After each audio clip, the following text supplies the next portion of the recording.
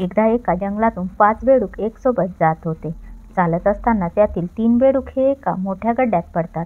5 मधील 3 बेडूक गड्ड्यात पडतात आणि हे बाकी 2 बेडूक हे गड्ड्यात पडण्यापासून वाचतात.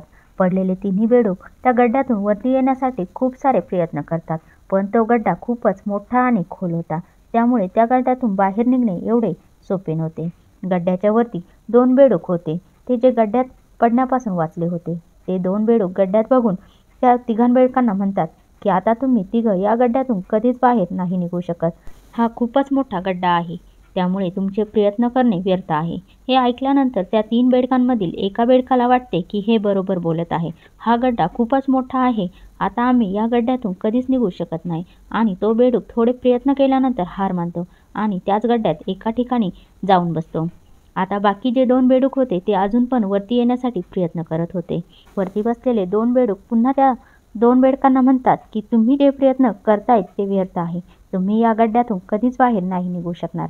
तुम्हाला तुमची सारी जिंदगी या गड्ड्यातच घालावी लागणार आहे. हे ऐकल्यानंतर जे 2 बेडूक प्रयत्न करत होते वरती येण्याकरता, त्यातील एका बेडकाला वाटले की हे बरोबर बोलत आहे आणि आता आपण या गड्ड्यातून कधीच बाहेर निघू शकणार नाही. आणि तो पण हार मानून बसून घेतो. पण अजूनही त्यातील एक बेडूक वरती चढण्याचा प्रयत्न करत असतो. वरचे 2 बेडूक त्याला हसतात आणि म्हणतात, तुला ऐकायला नाही येत. त्या दोघांनी हार मानली आहे आणि तू अजूनही प्रयत्न करत आहे. विचार करतोय की तू एवढ्या मोठ्या गड्ड्यातून बाहेर येणार. वरचे दोन्ही बेडूक त्याला बोलत राहिले, पण त्यांच्या बोलण्याचा त्या बेडकावर काहीच असर झाला नाही आणि तो बेडूक प्रयत्न करतच राहिला आणि प्रयत्न करत करत तो त्या गड्ड्यातून बाहेर निघाला.